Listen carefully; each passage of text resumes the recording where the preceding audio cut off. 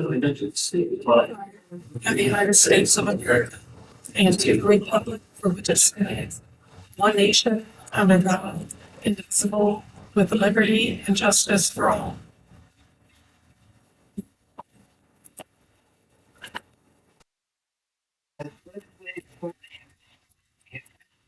Families, businesses, and schools. Potential weighty responsibility, it is wholly appropriate to petition for help from a higher authority in discussion, reflection, and dispensing of our duties as council members. A moment of silence, please.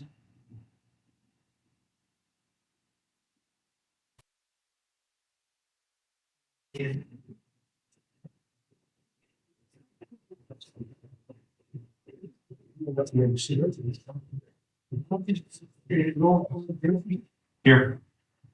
Here.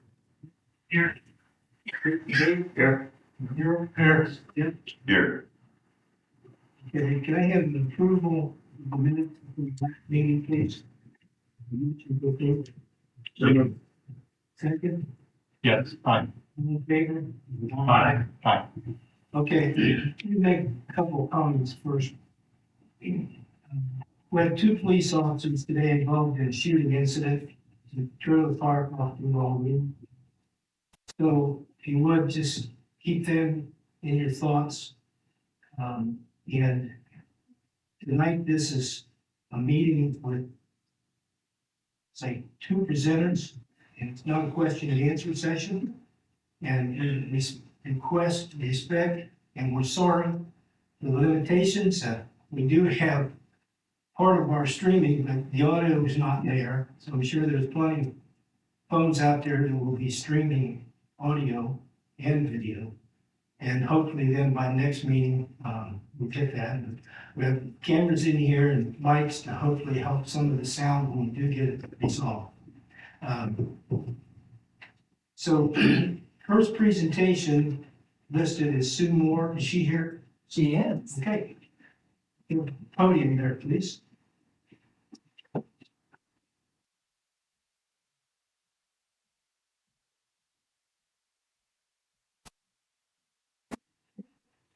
Thoughts for the police officers. Thank you. Thank you. An inflection point refers to any moment when a significant change occurs, a defining moment that alters the future. Asheville is at that moment. Growth must be systematically guided with a plan for the future, not simply allowed to happen. I created a timeline in order to help me understand how Ashville Council has so quickly arrived at this point. A point where you need to make such a powerful and far-reaching decision that will go into the future. A decision that will forever alter the Asheville we all love. The first news of a data center I could find was the October 28th, 2025 Village of Asheville newsletter. In the middle of the village updates column, after leaf pickup information. Not much of a big deal for such a life-altering prospect for many.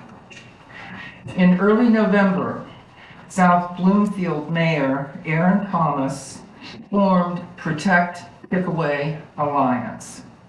That was my first real introduction to data centers. Like everyone else who lives in the area, I had watched the smoking colossus rise from the former grounds of Hartman Farms. I asked myself, is this a data center? I began my data center research in earnest. Then came the November 19th town hall. Attendees left disgruntled as they were unable to learn, as they stated, real information. Following was the November 24th village newsletter, which had a more robust description of the data center.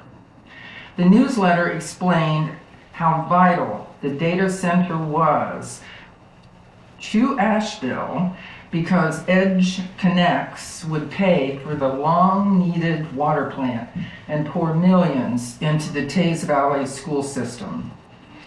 Then came the December 1st council meeting, and I suspect the then village mayor and council were unprepared for the amount of negativity villagers displayed.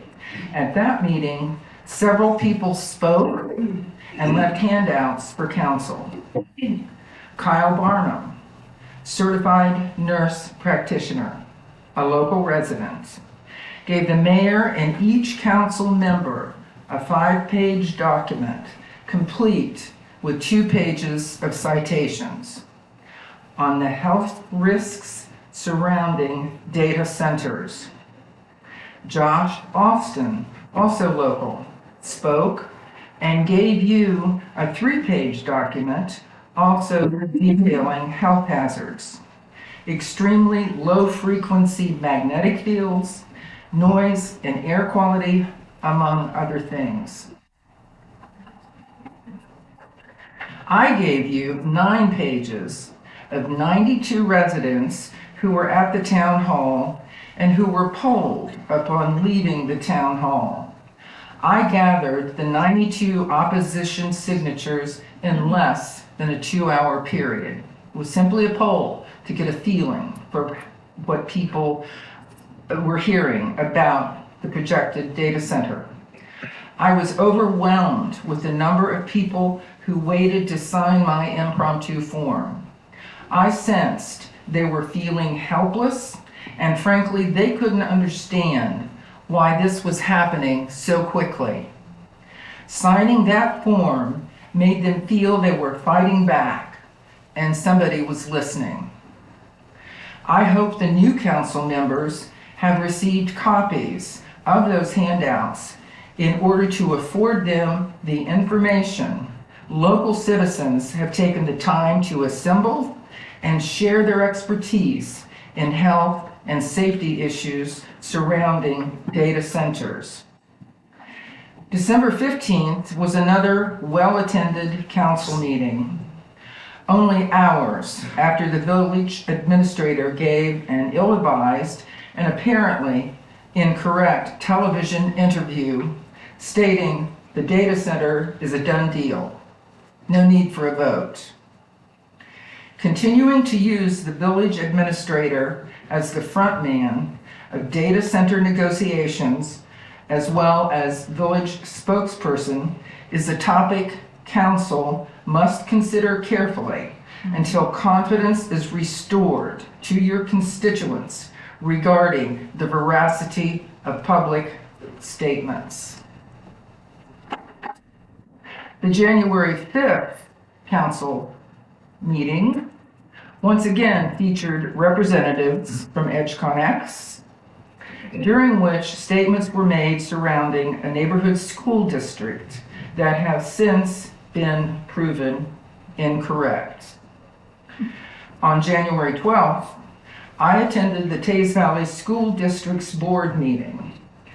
I was allowed to address the board, and I asked 3 questions, one of which was, has the board had conversations with any data center representative? The answer to that question was no. Once again, in order to improve public perception of council, as a Teays Valley School District employee, consideration should be given by Councilman Teeters to recuse himself from any vote that relates to the data center. This is offered as a suggestion wrapped in an abundance of caution regarding a controversial topic and is not meant as a reflection on Councilman Teeters' integrity. As per the EdgeConX representative, there's a 30-day window for execution of an agreement with the village. 30 days dating from January 5th seems to be an awfully ambitious time frame, particularly when the council has new and newish members. Why are they in control of the time council has to learn about data centers and their impact on thousands in a variety of ways? According to the gentleman who was here last time, there were 50 items, I believe he said. I've rewatched that video a number of times, but 50 items, he said, and he would only address 3 or 4 of them at the last meeting. So 50, so that's a lot of items for you to consider in a very brief period of time. Because council has a moral obligation as well as statutory duty to protect both the public health and safety of Asheville residents, I am requesting council create an emergency order adopting interim standards regarding noise, vibration, and mechanical emissions for large-scale industrial facilities. This preserves council's control before permits lock in everything. It allows time to develop interim standards and allows for a study period. The emergency interim ordinance is entirely health and safety based. The Village of Asheville already has the authority to pause approvals and require proof of compliance for health and safety under existing codes. Disturbing the peace, noise, public safety, and limited industrial district zoning. Chapter 141 states, permits can be denied, paused, or conditioned until compliance with village noise, safety, and nuisance standards are proven in advance. Council needs adequate time for study. You do not have to wait for harm to occur, and you surely don't need to be pushed into now a 21-day period to make such life-altering decisions for so many. I think if I had to describe the mood of the many people I've talked with over the last 6 or 8 weeks, it's the feeling of utter helplessness they have when something so monumental, not of their own making, is confronting them, and they have no real power to do anything about it. It's frustrating, and I hope you can understand that. This data center prospect is killing the community, emotionally and physically. Best I can tell, it's all about the water treatment plant.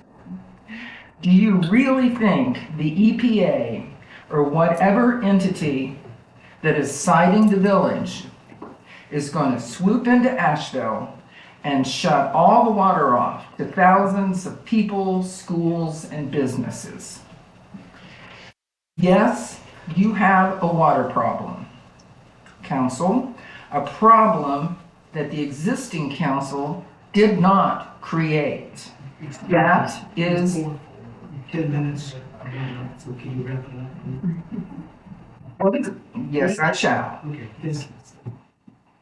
Yes, you have a water problem, council. A problem that you didn't create. That is the reality.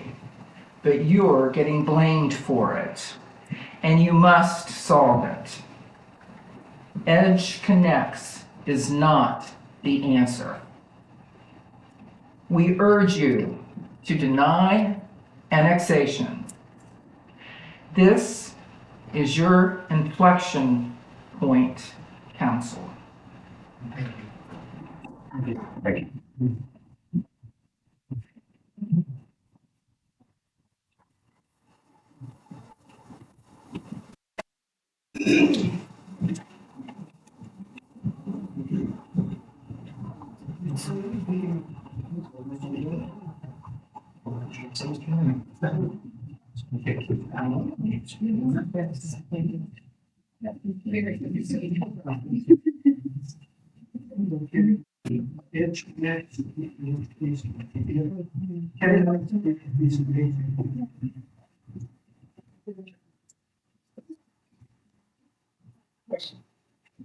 All right, Mayor, Clark and Council, thank you again for allowing EdgeConnects to come here today to speak. We do not have a formal PowerPoint presentation today as we briefed the council on the project last meeting that we had. We're here today to reintroduce ourselves. I'm Macy Ramsey. I am with EdgeConnects for market development. And then with our trusted engineering partner, Paul Wyckoff is here as a data center project lead expert. One thing I would like to start by clarifying is to provide a little bit more accuracy behind the situation. There were some statements made at the last council meeting from external parties outside of EdgeConnects and our trusted partners. Those external parties are not part of the project development team. So with that being said, for any questions around community commitments, the project itself, traffic studies, construction, development, project details, we as EdgeConnects and our project partners, BCEIs, would like to be the ones that directly respond to you with accurate and quickly and timely answers for those sort of questions. With that being said, we're just here today to talk briefly on any of the questions that you had last time. I did want to address one item that Councilman Burke had asked that I said I would be bringing an answer back to around OPSB, and then discuss what it looks like to work for a potential town hall opportunity that the council may be looking at hosting, as the project would like to be a participant at this so we can help provide details from the technical standpoint, from the health and safety aspect, as well as any other permitting and regulatory processes that the project would undergo as part of the permitting process.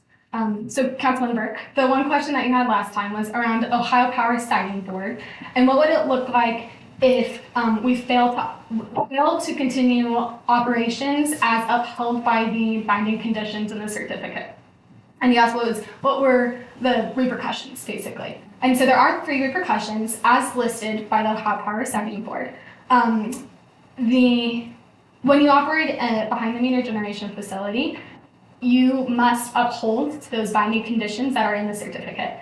The 3 items that are repercussions, one is requiring corrective action. So that's mitigation. It's going in and then adding in, whether it's sound attenuation sound walls, or if it's noise emitters, if it's additional mechanical equipment that helps with air permit issues, anything that is being monitored on a daily basis. If that is out of protocol, that is a form of function and mitigation that OPSB can put on you. They can limit or suspend operations. So they do have the state authority, enforcement authority, to take your operating license away from you. And then, of course, and then they also can impose penalties, and that's defined by themselves and the project at that. Compliance for the project is overseen 100% by state agencies. It's not overseen by the developer or the operator themselves.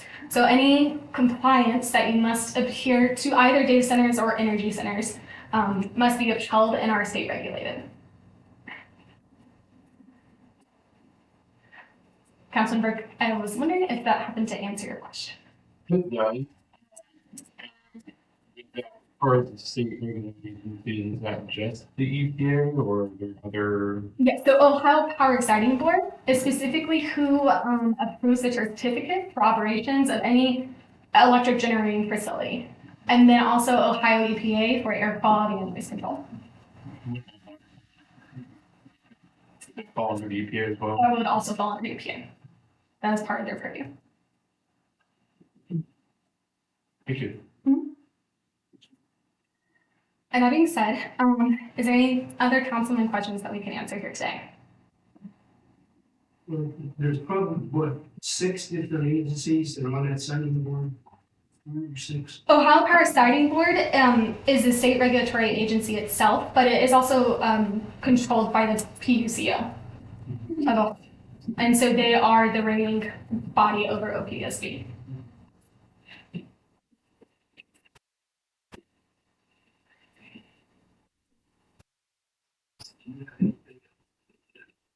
We were here today just to provide those answers to the board, and then to also discuss participation in a town hall, as we would like to provide a lot more clarity, accuracy, detailed information to answer community concerns and questions that have been raised.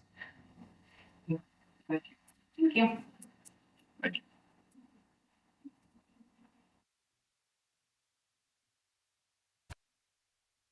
Do you have any No,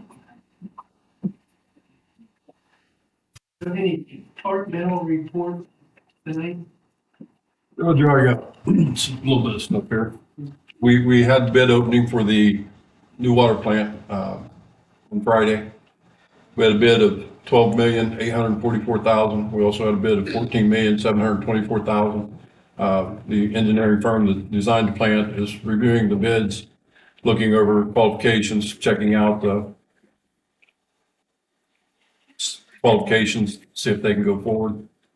So we should have that answer first, second week of February and see where we go from there. Secondly, Carter Lumber, Holmes Lumber, what you know it as out here on 752. They're required to put in an 8-inch fire tap. They already have a 6-inch fire tap. It will not perform what they need it to perform because they have multiple hydrants now. I've offered them to credit them a 6-inch fire tap and then pay for the difference to an 8-inch. That difference is $316,000 from a 6-inch to an 8-inch fire tap. I offered them 5 annual payments. July 1st, each year, they pay $63,240.40. Are you guys okay with that? The fire suppression was something that was unforeseen. It was because they added all those sheds with lumber and stuff in it back there. They had to add more fire hydrants for fire inspection or for fire department. When you have more than one fire hydrant, you have to have a larger line than 6-inch. Question there. Your, Yeah. I'll note down. um, 6-inch. Yeah, the 6-inch is $253,000, and the 8-inch is $568,000. So they're going to shut off the 6-inch and cap it, and pay the difference between the 8 and the 6. Is that incurring cost on the village? Because what I'm hearing is they added things to their building plan, their site, what have you. They have some lean-tos to put lumber in. Causing, in my mind, that is not the village's responsibility to foot part of that. See what I'm saying? That is not, we didn't cause that issue. But there's already been a 6-inch one paid for, Okay. and that was my only reason of going to split the cost. So the crux of the question then is the village incurring any cost? Absolutely not. No. They are 100% putting it in and taking the old one out at their expense. We actually, good thing about fire lines is you hope to never have to use them. They're very expensive and nothing usually ever flows to them in a perfect world. So they're kind of a bonus that is quite expensive. And forgive my ignorance, I'm just trying to understand there. So the $500,000 cost, who levies that cost? That's all set up in our ordinances. All the fire suppression charges and everything is set up where your water rates and your tap fees and all that stuff is for different size services. Okay, so that's not something that, you know, park and labor, that is spelled out in our ordinances, this is what it costs to put a gate in. That's just what it costs to hook to it. And and the hooking to it part is all on them. Okay. So when you say they're gonna pay us $60,000 for 5 years, what are they actually paying for? Is that a tap fee? Basically, It's yeah. basically a fee. So we aren't incurring any No, costs. we We're encourage just- We're just allowing them to pay us the 300 and some odd $1,000 over the 5 years. Okay, we're not doing anything up front, and they're increasing their capacity and, okay, that's a reasonable assumption. That's a reasonable thing to know. That's- Yeah, as long as the village isn't incurring any costs in the meantime. We're just deferring some of the, exactly. Somebody did. I mean, whether it was Columbus Industries or whoever. Yeah.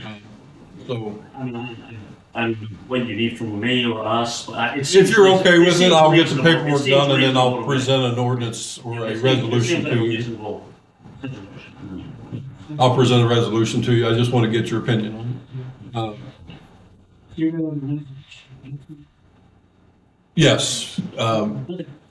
Secondly, Darrell Ward had been, he's out seeking donations to create the memorial, the Veterans Memorial Wall over at the park. You guys all approved that? Well, most of you wasn't here, but ones that were here approved it last fall. And then he's got over half the money raised. I was wanting to put a purchase order together for $13,000 to help fund it so that the project can move forward and be done before the 4th of July and all that. In the event that he doesn't raise the rest of the money, the village would end up with a $13,000 investment in it. I mean, since you guys approved it, I figured it'd be best to bring it back. I can approve that.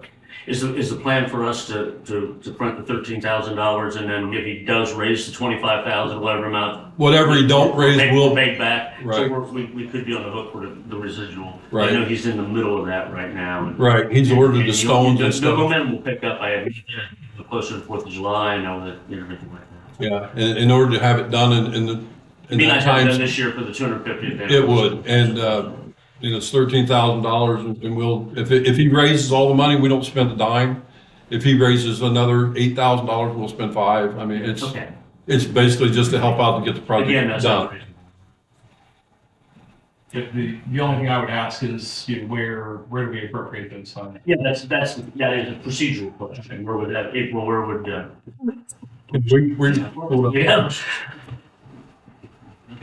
And we may even be able to do it out of, okay, never mind. Now we're. You need a resolution for that next meeting? No, I can sign off on it just because of the funds. I just wanted to pass it by all you guys and, It's an ongoing approved project. yeah. And I think it's very well sought after in the village, so.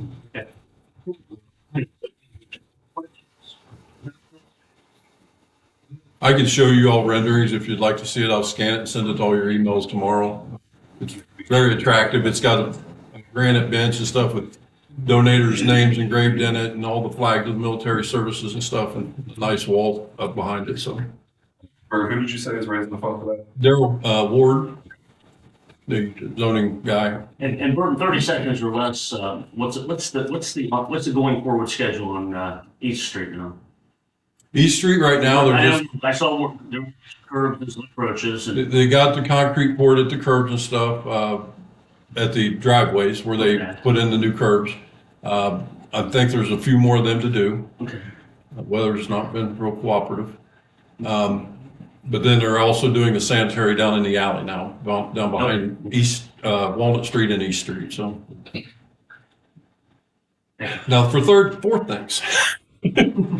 Have you guys had any time to look over the TIF dollars and the NCA dollars and you come up with any thoughts or about sharing some of the TIF dollars to incur or to be able to recoup some of the NCA dollars?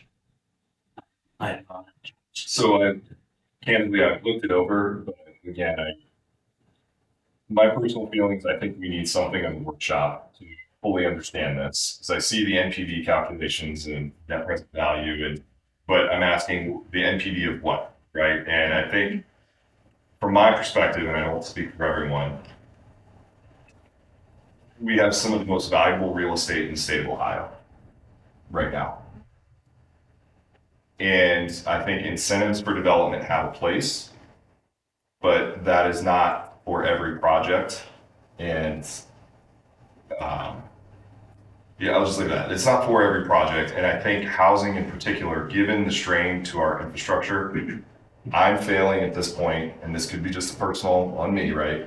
I'm failing to see the wisdom in providing incentives to a housing developer when we have challenges to our infrastructure.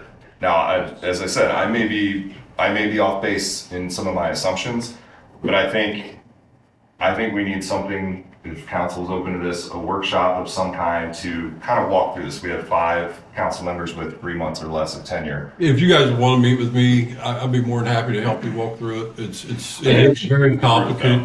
I think we should do it as a group so that we all understand. Well, but you can't have more than 2 of you at one time. Right, which might be a special meeting or something of that. Okay. I mean, I just don't feel comfortable approving when I don't have a firm understanding of what's the true benefit for us. I understand when you say the NCA gives us money forever, right? But there's a reason the developer would sign up for that. They do. The upfront money or the share money is the reason they sign up for it. And it lowers the cost of their houses by, I don't know, let's just say $100 a house or $5,000 a house or whatever the number be. But it lowers the number that way, but it creates a $7 million income tax on that particular house forever. And the numbers are equal to, if not greater than, most of your TIF dollars. So you share a few of the TIF dollars, but you can get your TIF dollars, but they stop in 30 years, where your NCA continues on. Sure. And it's kind of a trade. You give a little bit to get There's a some lot. assumptions baked in. No? Be assumptions baked into either the value of the property in the future, the value of the tax dollars that you're going to receive in the future. And at this point, I just don't feel like, personally, and I'm one of 6, so I personally don't feel that I have the grasp, and it sort of goes counter to, my philosophy that, again, we have some of the most valuable land in the state of Ohio, and we have challenges to our infrastructure. Why would we provide an incentive, especially for housing, when we're signing up for an obligation in perpetuity? Yeah, I think we need to set a date. If it's a Saturday morning, it's a Saturday morning. It's gonna have to be an announced meeting, Right. from council. No, and I can have Burker Grade. They're the ones that put it all together for us. They do all of our TIF dollars and everything. They've set up all that, and they're also the ones that run all the numbers on the homes. I think personally the numbers they use are light because they're figuring home values at $350,000, and I think that ship has sailed. I hate to say Let's it. see what we can do. And I guarantee you can read these documents and still sit there and scratch your head, what I was reading. Right. Okay, so we'll work on setting that up sooner rather than later. Again, see if everybody's available for a couple of. Thank you. All right, thank you, guys. Okay. Here's legislation. Second reading. 2026-01, motion for a second reading, please. Make a motion for second reading of ordinance 2026-01. Second. This is the ordinance that's creating a municipal electric utility to be known as an Ashville Public Power. And I hope this will be up for third reading, the next meeting. And then a resolution for a second reading, number 01-2026, and a motion for that second reading for the annexation. I'll make a motion. Second. Okay, Darrell, second. Resolution accepting the resolution 01-2026, petition for annexation of 485.957 acres from the Harrison Township to the village of Ashville and declaring an emergency. And this will be up for third reading and votes next meeting. And your own business? April, did we vote to accept the second reading?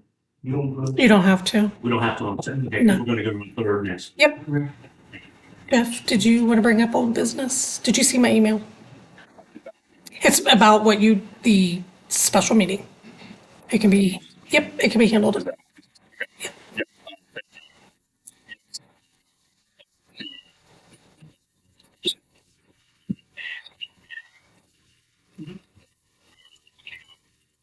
January 28th. I'd like to thank Bert for driving a lot of getting us the venue, audio, video, coordination. Thank you, Mr. Mayor, for doing that. I think there are a number of open questions, and I think we need to talk through agenda topics, some of the key questions. I have a number of key questions that I think we need to answer at that meeting, and I'll share those in email with everyone. Sure. Jeff, if you have stuff now, I'm fine. Okay. Yeah. Topics. So my thinking on this town hall on the 28th is that this should be an Asheville focused. With respect to Macy, I apologize, I didn't catch your last name. I feel rather strongly that EdgeConnect should not be a presenter at this town hall. Here's why. My reason being that if we're counting the September meeting when Mr. Hireman was here first brought this council, the town hall, the last council meeting, this council meeting, that's been 4 opportunities. If EdgeConnect is on the stage with council, ears will immediately be closed, and this will turn to a contentious meeting, is my feeling. Now, they're welcome to be in the building, grab a seat, ask a question, or respond to a question maybe as if we have audience comments, but my personal feeling is that we need to, and this gets into a little bit of logistics, but we need to have some presentations on where we are at the village, vis-a-vis what parcels are we talking about in annexation. We're hearing a lot of 200 acres, 500 acres, 700 acres. Folks that aren't versed in this every day don't understand exactly what that means. So I think we need to have this is what we're talking about. And let me back up and say that this meeting should not be a pitch for a data center, and it shouldn't be a session bashing a data center.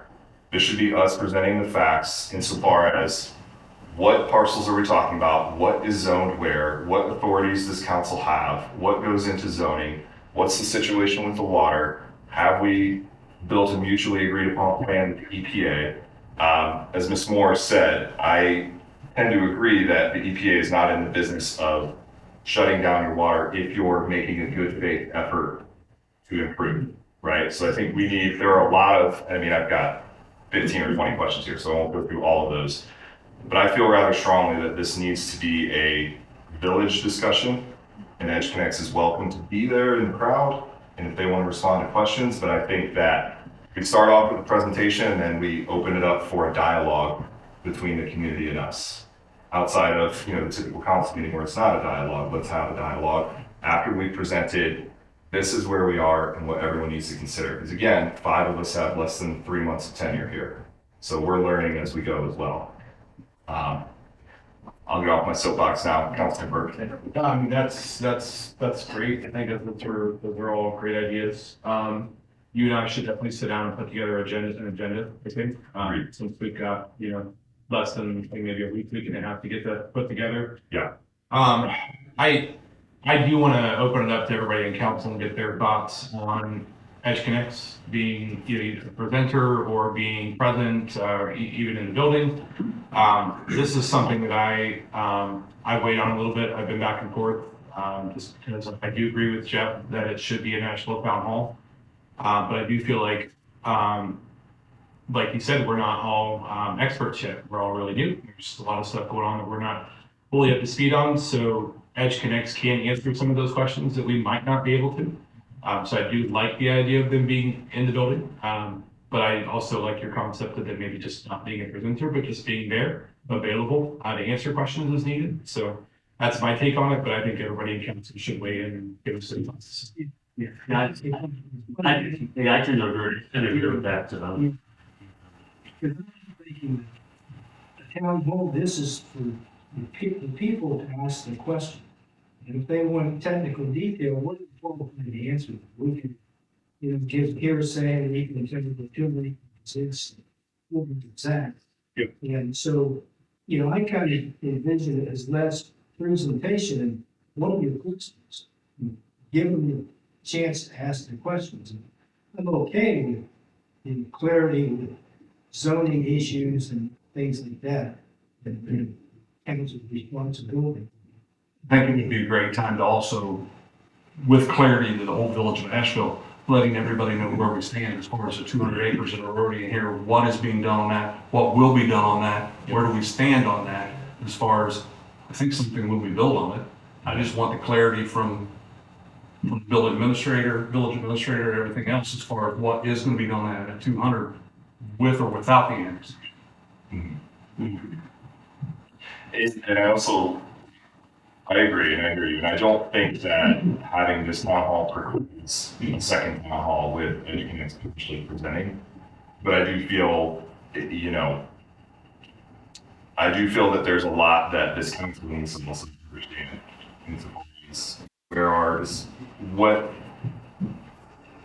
Candidly, there's been conflicting messaging throughout over the last 6 months. And that has frustrated a lot of folks, caused a lot of anxiety and anger.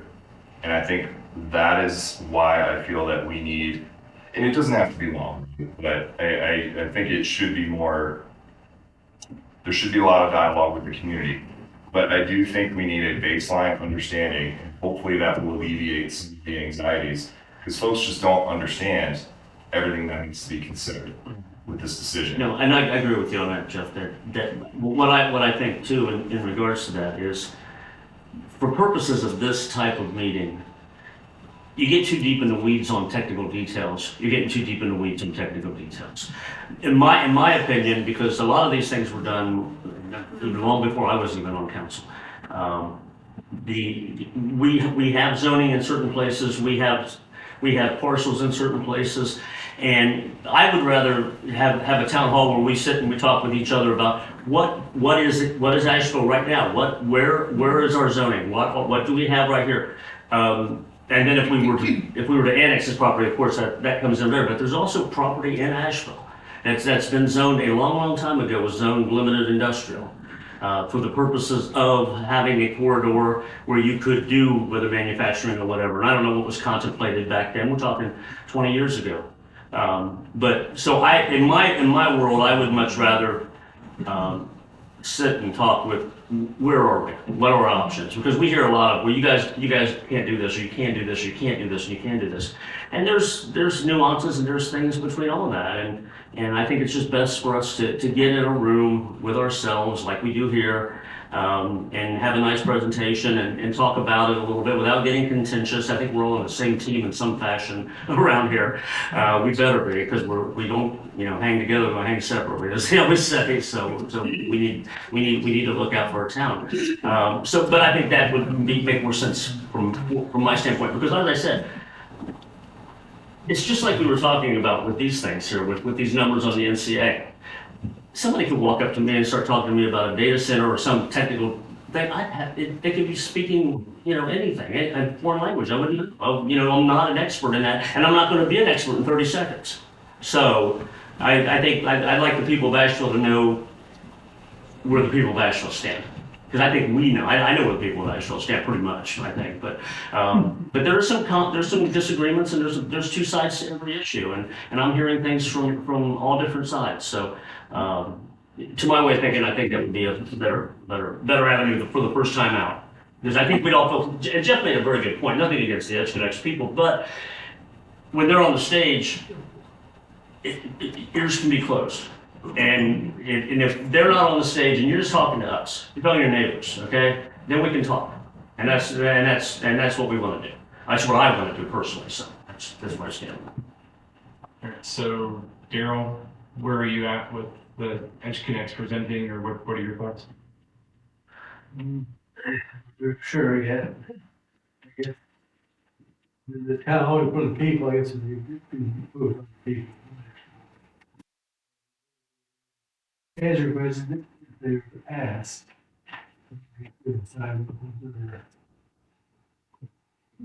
Jeremy, Ron, what are your guys' thoughts? Just when you mentioned the village of Asheville, you're gonna have just the village of Asheville, or is it open to northern Taylor counties? Well, it's a public meeting, so whoever wants can attend. But when I'm talking about the village of Asheville, what I'm envisioning is the council is on stage, and Mr. Mayor will be on the stage, the solicitor, Bert, the representative from the zoning board, folks that can at least address some of this is where we are on some of the key questions, right? And again, my position is not that this should be a pro data center session. And I think if Edge Connects is on stage, that's what it looks like, and perception. It also shouldn't be a bash data center session. This should just be, this is kind of what exists across some of the key questions, directly and indirectly around the data center. But the meeting will be public, so anyone that wants to attend can.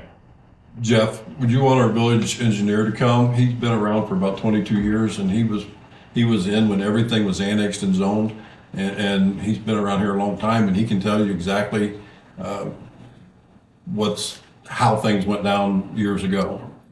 So I think that would be a great idea. Yeah. and also Anything with some historical knowledge. Bricker Graydon's environmental impact team has reached out. They work for us. They don't work for Edge Connects.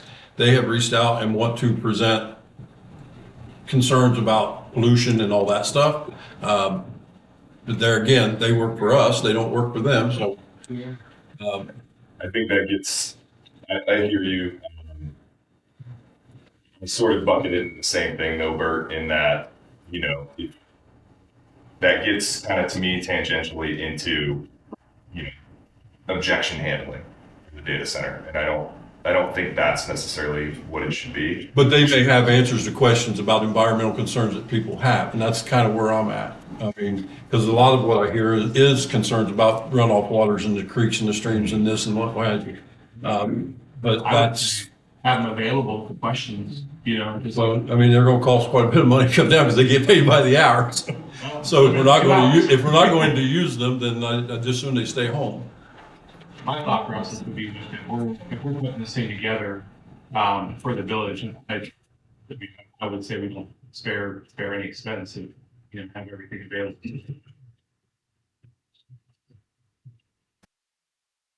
No harm in having them then. I think it's important though that we ask citizens to prepare questions ahead of time, but not statements.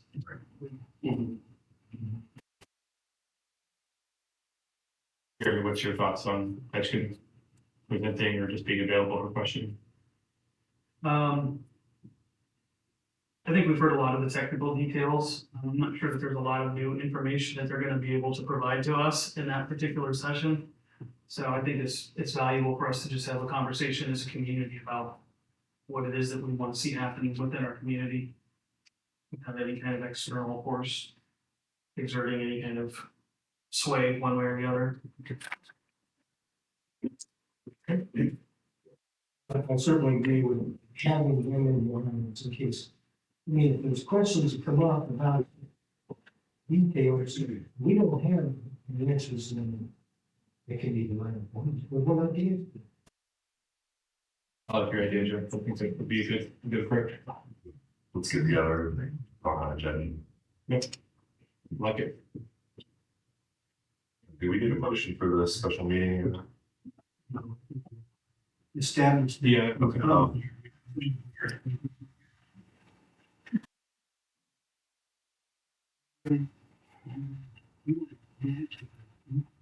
Yeah. So for new business, I had a resident reach out to me in the past couple of weeks and shared a interesting article with me. I created a memorandum for you folks on councilmen to take a look at, you too as well, Mayor.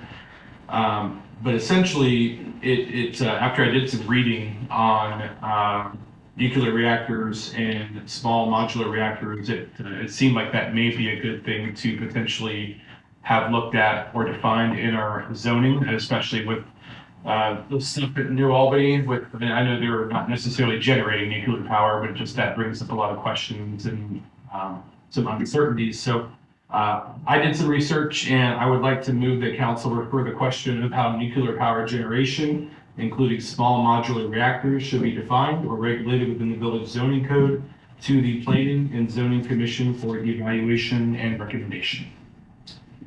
That a motion? Yes. I'll second that. Okay. Need a All vote? in favor? Aye. I think you want to get ahead of that. Wasn't it Hilliard that had an issue or? Fuel cells. Yeah, still, that's a good one. Yeah, so just get ahead of it. Yep. So we don't have any, just to be clear, we don't have any issue of that, but it's more of a preparation. Getting prepared. Not kicking the can. There you go. Well, if you're gonna do something, we need to do it. Yep. Loopholes and we need to define it, so. Really, committee reports,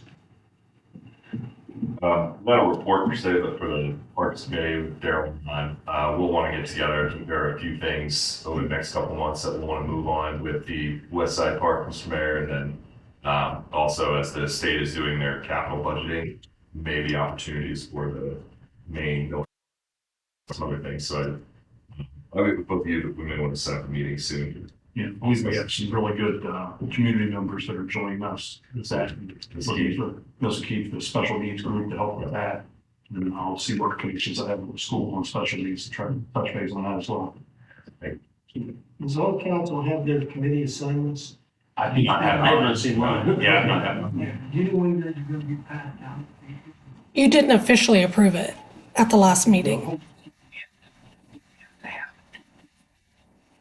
Well, you said,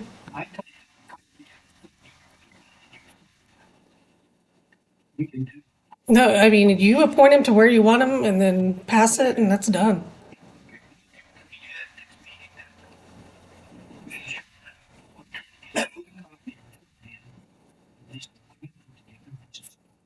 Can be.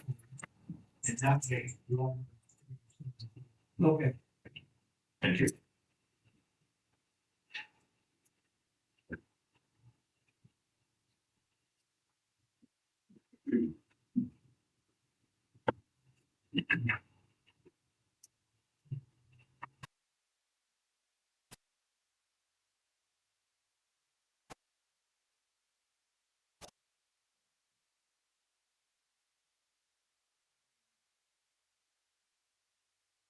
I have the proclamation for the post office's 250th anniversary that we would be. Council should pass a resolution, would that be right? April, something to that effect, and just, You can, yeah, just read it and then I can prepare. Oh, I thought she gave me the resolution. We will do that the next meeting. should I Yeah, go ahead and read it. Okay. 250th creation of the United States Post Office, the predecessor of the modern postal service, 1 year earlier than the founding of the country itself, and whereas the U.S. Postal Service is operated as a basic and fundamental service provided to the people by the government of the United States and authorized by the U.S. Constitution and created by an act of Congress to bind the nation together. And whereas the Universal Service Obligation, USO, in current law enables the population to receive equal and affordable service as a right of all people. And whereas the Postal Service runs on its own revenue created by postage and postal products and does not receive taxpayer money to run its operation. And whereas due to its public mission, the Postal Service is the low-cost anchor of the $1.3 trillion mailing and package industry, which supports 7 million jobs across the country.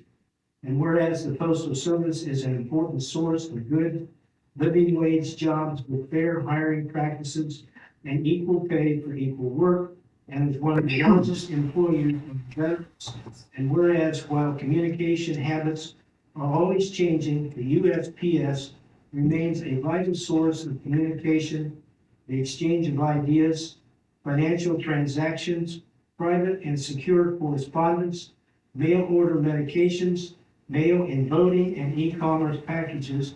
And whereas the United States Postal Service is owned by the people and is a wonderful national treasure encapsulating the best of government of, by, and for the people. Now therefore, be it resolved that the Village of Asheville goes on record in support and appreciation of the role of the U.S. Postal Service to the American public on its 250th anniversary, and salutes the hardworking postal workers from all walks of life who serve the people and business community.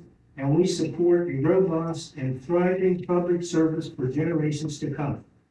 Be it resolved that this body recognizes the local presence of postal workers and postal facilities and has been an essential part of our civic infrastructure, supporting small businesses, facilitating government services, and contributing to the quality of life and economic vitality of our community.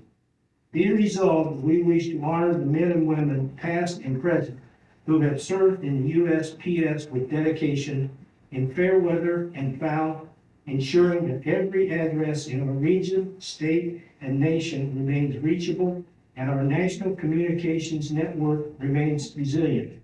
In witness hereof, this proclamation has been issued on this 20th day of January of 2026 and signed by Mayor Roger Cole.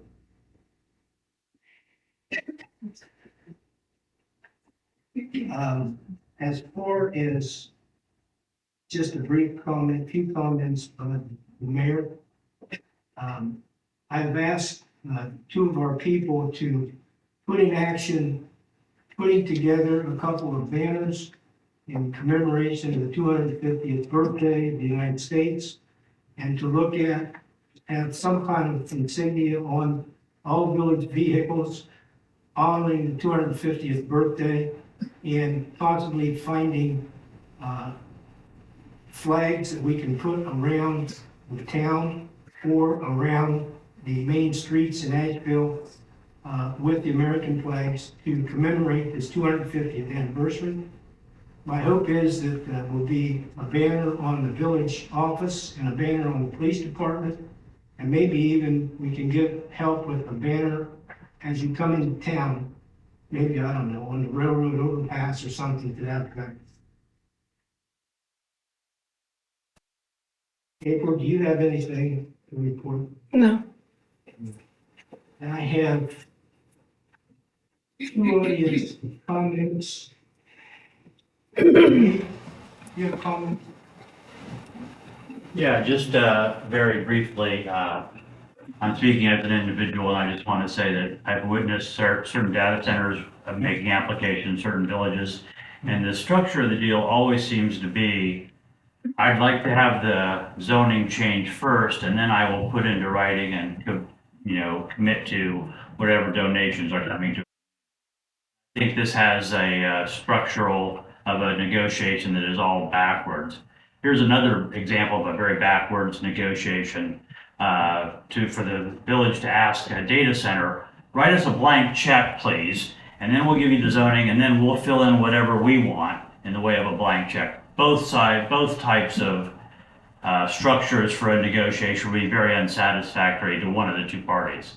So I think that you should look at having anybody who wants to have any kind of development, whether it's a data center or anything, they should make a binding letter of intent, what they intend to do as part of their determination. If they are going to make any promises to the community, I just think that they should put that in writing and have that be available for the council before the final vote is taken. That's all that I have to say. Thank you very much. Thank you. Thank you. Patty Hamilton?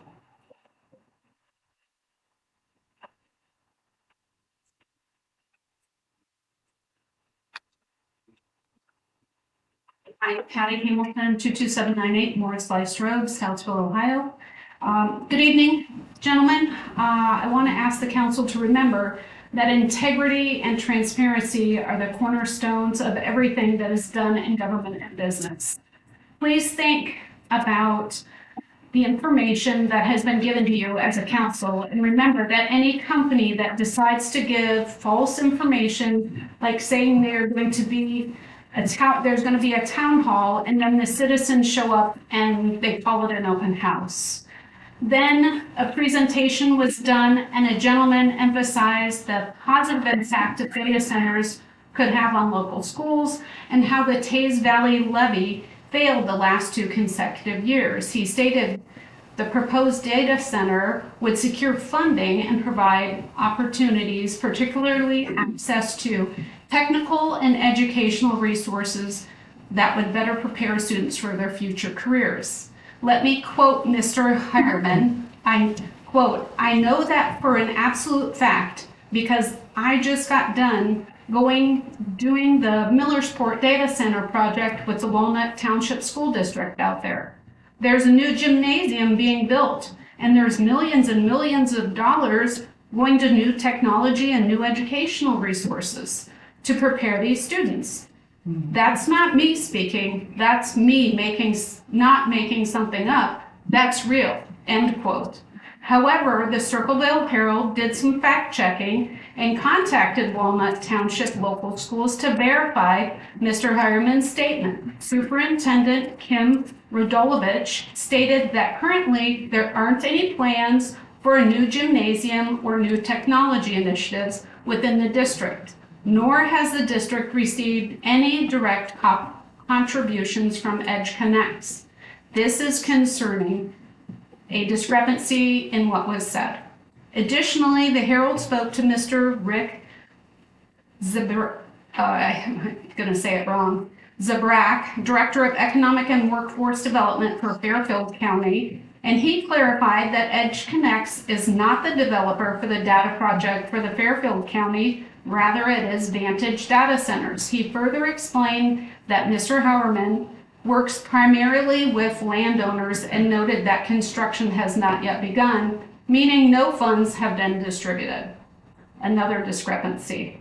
The Herald asked an important question to Mr. Hireman's statements were inaccurate, misleading, premature, or simply an example of sale buffoonery. Additionally, are any of these statements legally binding? The schools and students are not leverage for a sales pitch. So what else is not accurate? Where is the truth? I ask that you look for companies that aren't in a rush to push a project on Asheville so that the citizens can have confidence that the project is beneficial to the community. Please remember your oath to represent your constituents, not the pressure from the company that does not know your community. Please review the EPA regulations. I believe the new EPA regulation that has come out, it states that if you need assistance resolving the issues and you need an extension, they're allowing assistance for requirements out to 2031. Check it out. When it comes to zoning, in Ohio, there is no single statewide statutory definition for light industrial or limited industrial, as people call it, are defined in local zoning codes adopted by cities, townships, and counties. These local ordinances establish what the clarification means, what uses are allowed, and how development must occur. Here's how the light industrial zoning is commonly defined across Ohio municipalities. Number 1, industrial and manufacturing uses that are clean and non-nuisance in character. Number 2, operations that don't produce significant noise, odor, dust, smoke, vibration, or hazardous emissions. Number 3, uses that can coexist reasonably with less intensive neighboring land uses like commercial or residential. And number 4, warehousing, assembly, processing, distribution, and similar activities that have minimal external impacts. Based on the information, I believe the annex Annexation should not go forward, and I ask that you take everything into consideration and remember your oath to the people to oppose the data center if that's what the will of the people is. I also say, Councilman Martin mentioned about the different companies that are coming in and asking for exceptions so quickly. We think that the property here in Pickaway County is not as important, and we definitely need to give tax abatements. Well, I say to you, why are we giving tax abatements to these big corporations or companies? You aren't giving a tax abatement to your citizens who desperately need them because of the inflationary prices. Like I've mentioned many times, there are 500,000 Ohioans that are delinquent on their property taxes. They wish they had the tax abatement that is being given to commercial property owners and corporations. So please take that into consideration, and I thank you so much for your time.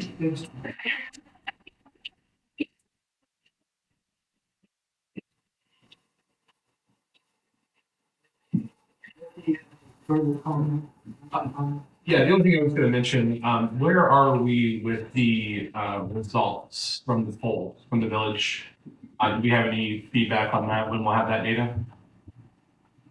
I'll email it all to you. When will be ready, Colton? On your desk. Oh, okay. I'll email it out to all you tomorrow. Thank you.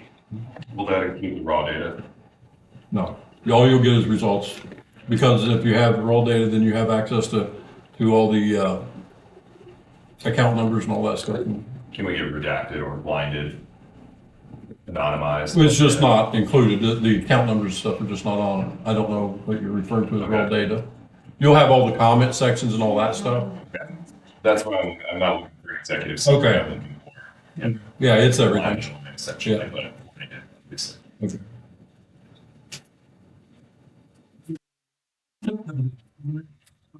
No.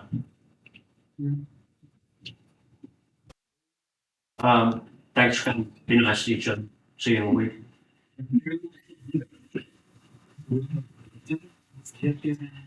Just similar today, thanks for your continued engagement and participation. See you next week. Appreciate the audience and attention tonight. It's a motion to close the meeting. I'll make a motion to close. All ready? Thanks all.